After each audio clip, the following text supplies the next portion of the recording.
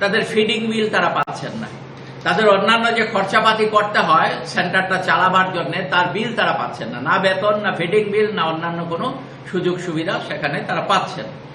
এই জায়গাটায় আমরা লক্ষ্য করছি যে ৩রা মে থেকে কয়েকটা সেন্টারে, বিশেষ করে রিয়াং শরণার্থী অধ্যুষিত যে সেন্টারগুলো আছে সেই সেন্টারগুলোতে লোক সেখানে ঢোকাবার জন্য তারা উদ্যোগ নিয়েছিল। ইতিমধ্যে এই নিয়ে একটা সংঘাত সেখানে শুরু হয়েছে। ২৬ জন ওয়ার্কার নেওয়ার উদ্যোগ তারা নিয়েছিল, এই বিষয়ে সেখানে সংঘাত শুরু হয়েছে। আমরা বলবো যা কিছু হবে এলাকার মানুষদের সাথে সবার সাথে আলাপ আলোচনা করেই যাতে হয়, যাতে এ নিয়ে কোনো রকম সংঘাত কোনো জায়গায় না হয়, এ বিষয়ে আমরা সেখানে দাবি জানাচ্ছি।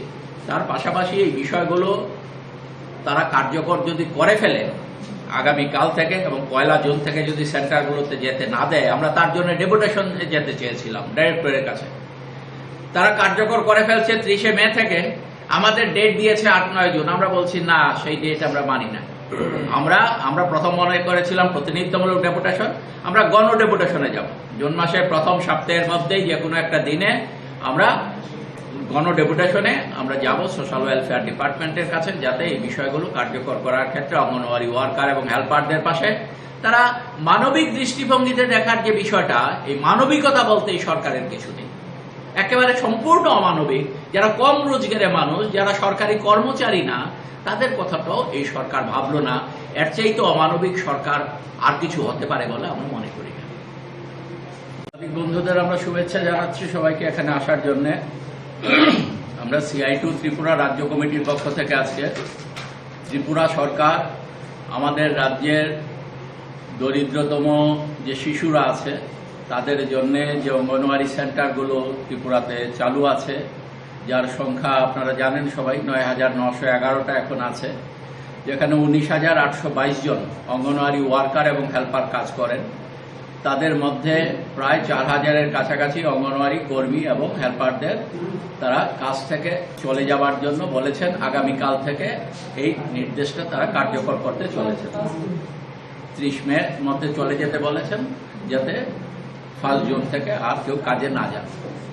তো আমরা এটা বলছি যে সারা ভারতবর্ষে ২০১২ সালের অক্টোবর মাসের ২২ তারিখ ministry of women and child development department, কেন্দ্রীয় সরকারি দপ্তর থেকে বলা হয়েছিল যে অঙ্গনওয়াড়ি ওয়ার্কার হেল্পারদের ৬৫ বছরের মধ্যে তাদের কাজ থেকে চলে যাওয়ার কথা বলতে হবে, এবং এই ৬৫ বছরটাই হচ্ছে কাট টাইম। এবং এর পাশাপাশি এটাও বলেছিলেন সমস্ত বিষয়টা this has been left to state government, central government department এগুলো স্টেট গভর্নমেন্টের উপর দিয়েছিল। এবং তার ভিত্তিতে ভারতবর্ষের বিভিন্ন রাজ্য অঙ্গনওয়াড়ি ওয়ার্কার এবং হেল্পারদের জন্য ৬৫ বছর পর্যন্ত কাজের সুযোগ দিয়েছিলেন, কারণ এটা স্থায়ী চাকুরির ব্যবস্থা। আমরা দীর্ঘদিন দাবি করছি এটা একটা ডিপার্টমেন্টের রূপান্তরিত করা হোক, তাদেরকে সেই কর্মচারী হিসেবে গণ্য করা হোক, কিন্তু এখনো পর্যন্ত সেটা করছে না। এই সময়ের মধ্যে ত্রিপুরা রাজ্যের হাইকোর্ট ২০২১ সালে রায় দিয়েছিলেন, প্রথম সিঙ্গেল বেঞ্চ, পরবর্তী সময় ডিভিশন বেঞ্চ। তারা রায় দিয়ে বলছিলেন যে ত্রিপুরা রাজ্যে অঙ্গনওয়াড়ি ওয়ার্কার এবং হেল্পারের কাজের বয়স হবে ৬৫ বছর, তাদের সুপারভিশনের সময়টা হবে ৬৫ বছর পর্যন্ত তারা কাজ করতে পারবেন।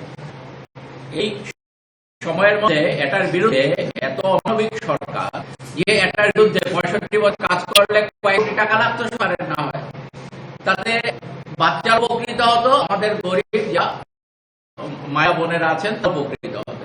সেখানে সরকার হাইকোর্টের সিঙ্গল বেঞ্চ, ডিভিশন বেঞ্চে একে অগ্রাহ্য করে তারা সুপ্রিম কোর্টে গেলেন। সুপ্রিম কোর্ট গিয়ে বিভিন্ন ভাবে তারা এটাকে বাতিল করার ক্ষেত্রে সুপ্রিম কোর্টও বিষয় বলেছে রাজ্য সরকার ইচ্ছা করলে পর, তার উদাহরণ দেখিয়েছে যে সুপ্রিম কোর্ট এর বিভিন্ন অংশের উদাহরণ দেখিয়ে বলছে যে ভারতবর্ষের বিভিন্ন রাজ্যে আমরা ৬৫ বছর বয়স আছে, স্বাভাবিক কারণে রাজ্য সরকার এই বিষয়টা নিয়ে দেখতে পারে বিষয়টা। তো রাজ্য সরকার ইচ্ছা করলে করতে পারতো, এটাকে করতে পারতো, কিন্তু রাজ্য সরকার সেটা না করে তাদেরকে চলে যাবার বলেছে। এবং তার পরিপ্রেক্ষিতে লক্ষ্য করছি যে অনেকে ক্ষতিগ্রস্ত হবে। আমরা দাবি করছি যারা কাজ করছেন ৬৫ বছর পর্যন্ত তাদেরকে কাজে রাখা হোক। তার পাশাপাশি আমরা দাবি করছি অঙ্গনওয়াড়ি ওয়ার্কার হেল্পারদের জন্য 9,000 টাকা পেনশনের ব্যবস্থা করা হোক। তাদের জন্য সুপ্রিম কোর্টের এই রায়টা নিয়ে তারা নাড়াচাড়া করছে, কিন্তু সুপ্রিম কোর্ট এর আগে রায় দিয়ে বলেছিল যে ভারতবর্ষে অঙ্গনওয়াড়ি ওয়ার্কারদের জন্য 3 লাখ টাকা গ্র্যাচুইটির ব্যবস্থা করো। ভারতবর্ষে কিছু রাজ্যে এটা কার্যকরী হয়েছে, ত্রিপুরা রাজ্যের বিজেপি সরকার এখন পর্যন্ত এটা কার্যকর করার জন্য কোনো ভূমিকাই পালন করেনি। আমরা দাবি করছি সুপ্রিম কোর্টের নির্দেশের পরিপ্রেক্ষিতে অনতিবিলম্বে 3 লক্ষ টাকা যাতে গ্র্যাচুইটি ব্যবস্থা করা হয় অঙ্গনওয়াড়ি ওয়ার্কার এবং হেল্পার। আর পাশাপাশি এখন বলছি যে ওল্ড এজ পেনশন অনেকেই পাচ্ছেন না, নতুন যাদের বয়স বছরের উপর হয়েছে, রোজগার নেই, তাদের পেনশনের ব্যবস্থা রাজ্য সরকার করছে না। ইতিমধ্যে সংবাদ মাধ্যম বিভিন্ন ছবি দিয়েছে, বিভিন্ন খবর ছাপিয়েছে যে অনেকেই এই বয়সকালীন সময়ে ভাতা পাচ্ছেন না, অন্যান্য সুযোগ সুবিধা সরকার থেকে পাচ্ছেন না, তারা ক্ষতিগ্রস্ত হচ্ছেন। এবং এটা করার কথা বলছেন এই সময়ের মধ্যে যে তুলাবাজ অবস্থাটা চলছে, এই বিশেষ করে বিজেপি আশ্রিত যারা, তারা বিভিন্ন দিকে তুলাবাজির কাজটা করছেন। এটা মারাত্মকভাবে শ্রমিক ক্ষতিগ্রস্ত করছে, অঙ্গনওয়াড়ি কর্মীদের কাছে সেখানে বিভিন্নভাবে টাকা পয়সা নেওয়া আছে। আমরা দাবি করব যে এই বিষয় সম্পর্কে অঙ্গনওয়াড়ি ওয়ার্কারদের নিয়ে যারা সংগঠন করেন, বিএমএস এর বন্ধুদের কাছে আমরা দাবি করব একটা প্রশ্নের সংগঠন দেন না।